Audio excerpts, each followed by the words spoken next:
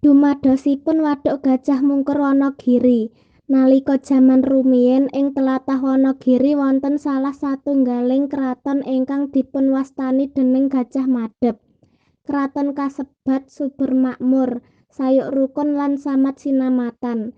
Gajah Mega iku sejatine namung putra ponakan saking sang raja. Menapa dipun panyuwunane Gajah Mega tansah tinurutan déning sang raja. Sanes wedal, Raja Gajah Madep ngawontenaken parepatan agung ing pendhapa kraton. Salah satunggaling Pungkawa praja sing boten sarujuk yaiku Sang Patih Gajah Mungkur. Gajah Mega mireng bab iku mau banjur muntap. Rumangsa disepelekaken lan boten diajeni. Piyambake banjur nantang Patih Gajah Mungkur adu kesakten. Paperangan kasebat dimenangaken déning Patih Gajah Mungkur. Sang Patih Gajah Mungkur banjur sowan menyang ngersane sang raja nyuwun pangapunten lan nyuwun kesah saka kraton kasebat. Papan paperangan kang sampun kisenantaya sinebut Wadhuk Gajah Mungkur Wonogiri. Dumadosipun Wadhuk Gajah Mungkur Wonogiri. Nalika jaman rumiyin ing tlatah Wonogiri wonten satunggaling kraton ingkang dipunpangarsani déning Gajah Madep. Kraton kasebut subur makmur, gesangipun para kawula tansah ayem tentrem saha sayuk rukun. Sesampunipun dangu ngasta pangarsaning praja, sang raja kepengin lengser ke prabon saha ngersakake Gajah Mega ngentosi jumeneng nata. Gajah Mega menika putra ponakan saking sang raja. Menapa ingkang dados panyuwunipun Gajah Mega tansah tinurutan? Boten mokal menawi Gajah Mega lajeng gumedhe malah kepara sawenang-wenang dhateng sakpadhanipun titah. Amargi punggawa praja kathah ingkang boten sarujuk menawi Gajah Mega ngentosi jumeneng nata. Satunggaling dina sang raja Gajah Madep ngawontenaken parepatan agung ing pendhapa kraton. Wasipun pirembangan sang raja Gajah Madep arsa lengser ke prabon. Saha Gajah Mega ingkang kinresakake jumeneng nata. Nanging miturut punggawa praja, ingkang pantes jumeneng nata namung Patih Gajah Mungkur.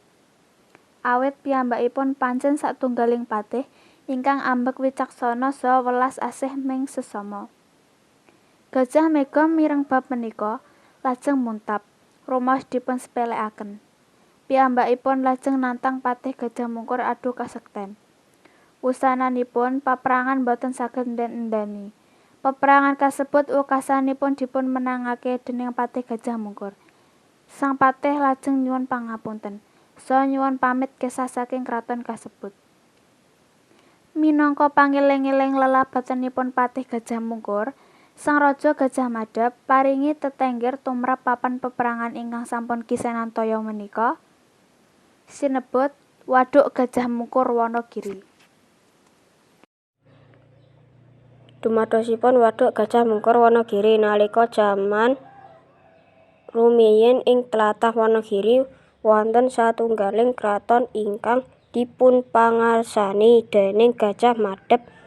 Kraton kasebut subur makmur, gesangipun para kawula tansah ayem tentrem saha sayu rukun. Sesamanipun dangu ngasta pangrasaning praja sang raja kepengin langser ke prabon saha ngersakaken Gajah Mega ngentosi jumeneng nata.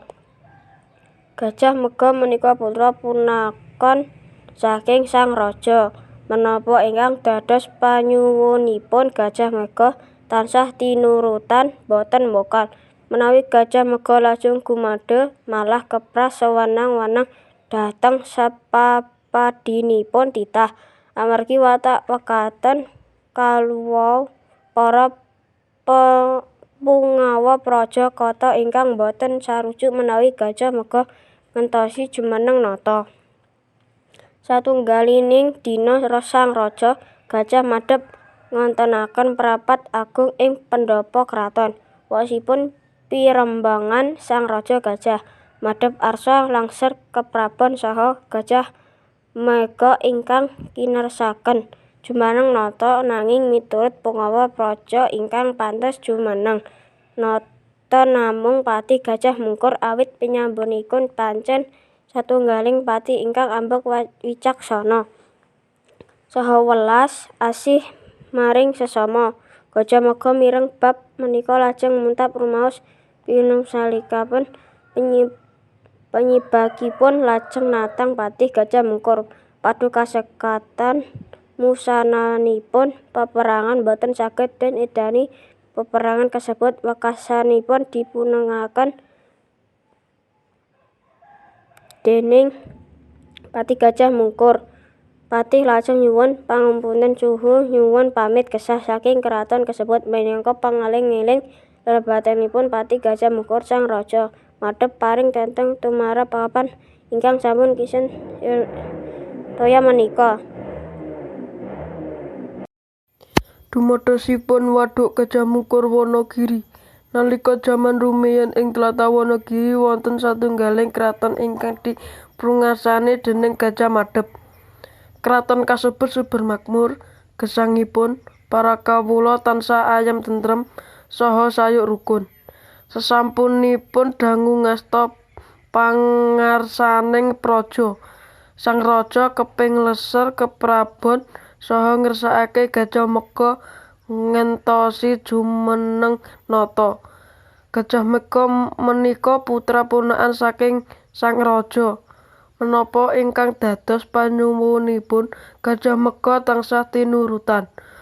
Boten mokal menawi Gajah Mega lajeng gumedhe malah kepara sewenang-wenang dhateng sapendhanipun titah. Amargi watak mekanten kalawu para punggawa praja katha ingkang boten sarujuk menawi Gajah Mega ngentosi jumeneng nata. Satunggaling dina sang Raja Madhep ngawontenaken parepatan agung ing pendhapa kraton. Wosipun pirembagan sang Raja Gajah Madhep arsa lengser keprabon saha Gajah Mega ingkang kinersakake jumeneng nata. Nanging miturut punggawa praja ingkang pantes jumeneng nata namung Patih Gajah Mungkur. Awit pinimbakipun pancen satunggaling patih ingkang ambeng wicaksana saha welas asih mring sesama. Gajah Mega mireng bab menika lajeng muntap rumaos dipunsepelekaken. Piyambakipun lajeng nanteng Patih Gajah Mungkur adu kesakten. Mungsanipun paperangan boten saged diendhani. Peperangan kasebut wekasanipun dipunmenangkaken déning Patih Gajah Mungkur. Sang patih lajeng nyuwun pangampunten saha nyuwun pamit kesah saking kraton kasebut. Minangka pangeling-eling lelabatinipun Patih Gajah Mungkur sang Raja Gajah Madhep paring tetengger tumrap papan paperangan ingkang sampun kisenan toya menika sinebut Wadhuk Gajah Mungkur Wonogiri. Dumadosipun Wadhuk Gajah Mungkur Wonogiri. Nalika jaman rumiyin ing tlatah Wonogiri wonten satunggaling kraton ingkang dipun pangersani déning Gajah Madhep. Kraton kasebut subur makmur, gesangipun para kawula tansah ayem tentrem saha sayuk rukun. Sasampunipun dangu ngasta pangersaning praja, sang raja kepengin lengser keprabon saha ngersakaken Gajah Mega nggentosi nata. Gajah Mega menika putra ponakan saking sang raja. Menika ingkang dados panyuwunipun Gajah Mega tansah tinurutan. Mboten mokal menawi Gajah Mega lajeng gumedhe malah kepara sawenang-wenang dhateng sapadanipun titah. Amargi watak mekaten kala wau, para punggawa praja kathah ingkang boten sarujuk menawi Gajah Mega nggentosi jumeneng nata. Satunggaling dina sang Raja Gajah Madhep ngawontenaken parepatan agung ing pendhapa kraton. Wosipun pirembagan sang Raja Gajah Madhep arsa lengser keprabon saha Gajah Mega ingkang kinersakaken jumeneng nata. Ingkang miturut punggawa praja ingkang pantes jumeneng nata namung Patih Gajah Mungkur. Awit piyambakipun pancen satunggaling patih ingkang ambek wicaksana saha welas asih mring sasama. Gajah Mega mireng bab menika langsung muntab rumaos dipun sepelekaken. Piyambakipun lajeng nantang Patih Gajah Mungkur adu kasakten. Wusananipun paperangan boten saged den endani. Paperangan kasebut wikasanipun dipun menangaken dening Patih Gajah Mungkur. Sang Patih lajeng nyuwun pangapunten saha nyuwun pamit kesah saking kraton kasebut. Minangka pangeling-eling lelabetanipun Patih Gajah Mungkur sang Raja Gajah Madep paring tetenger tumrap papan paperangan ingkang sampun kisenan toya menika sinebut Waduk Gajah Mungkur Wonogiri. Dumadosipun Waduk Gajah Mungkur Wonogiri. Nalika jaman rumiyin ing tlatah Wonogiri wonten satunggaling kraton ingkang dipunngarsani déning Gajah Madep.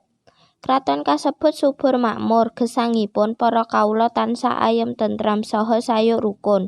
Sesampunipun dangu ngasta pangarsaning praja, sang raja kepingin lengser keprabon, saha ngersakake Gajah Mega nggentosi jumeneng nata. Gajah Mega menika putra ponakan saking sang raja. Menapa ingkang dados penyuwunanipun Gajah Mega tansah tinurutan, boten mokal menawi Gajah Mega lajeng gumedhe malah keparan sawenang-wenang dhateng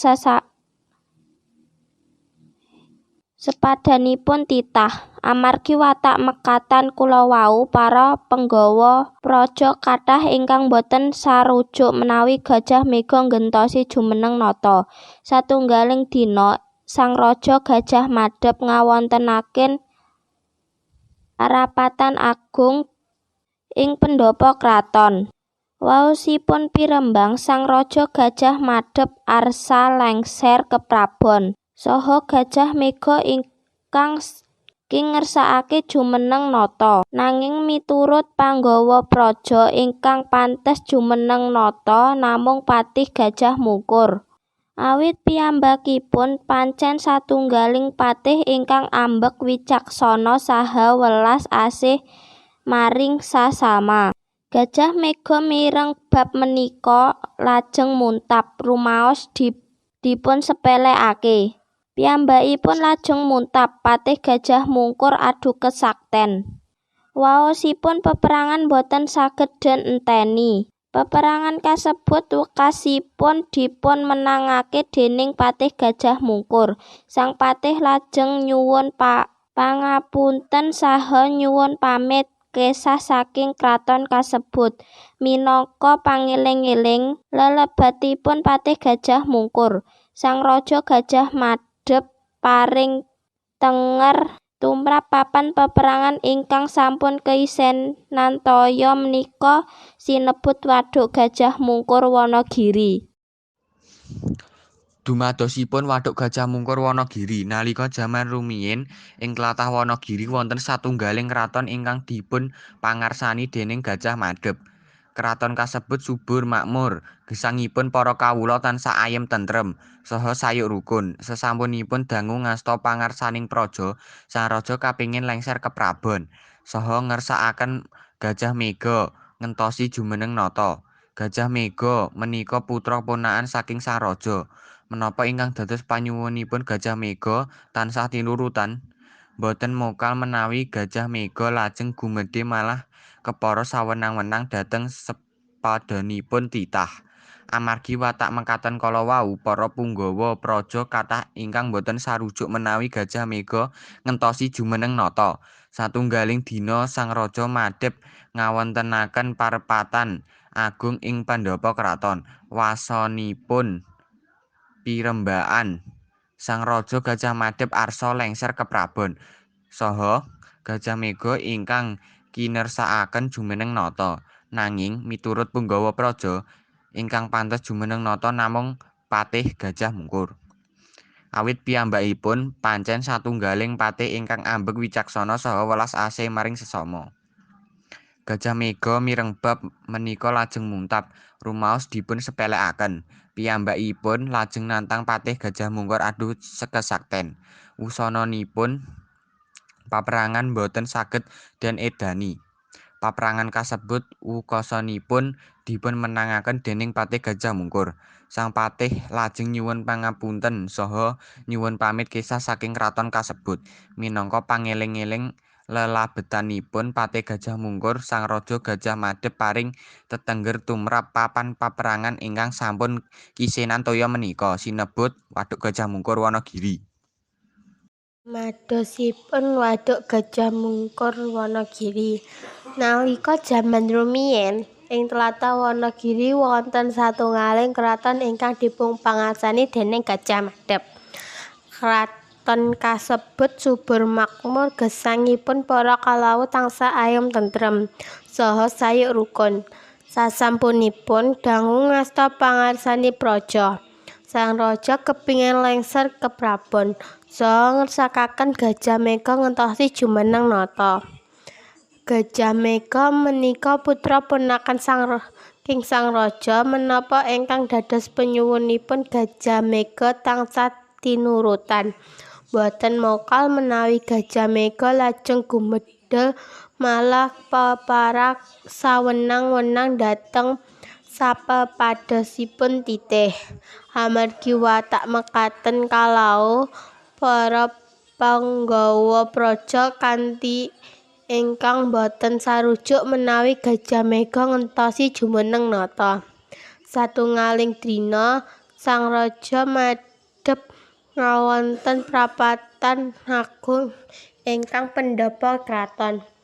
Wosipun pirembagan Sang Raja Gajah Madhep arsa lengser ke prabon saha Gajah Mega ingkang kinersakaken jumeneng nata. Nanging miturut punggawa praja ingkang pantes jumeneng nata namung Gajah Mungkur awit piyambakipun pancen satunggaling patih ingkang ambek wicaksana saha welas asih maringi sesama. Gajah Mega mireng bab menika lajeng muntab rumaos dipunsepelekaken. Piyambakipun lajeng natah Gajah Mungkur adu kasatriya. Wusananipun peparengan boten saged den endani. Peparengan kasebut wicaksana dipunmerkaken déning Gajah Mungkur. Sang patih lajeng nyuwun pangapunten saha nyuwun pamit kesah saking kraton kasebut. Menika pelajeng enjing lelabetanipun Gajah Mungkur Sang Raja Gajah Madhep paring tetenger tumrap papan paparengan ingkang sampun kisenan toya menika sinebut Waduk Gajah Mungkur Wonogiri.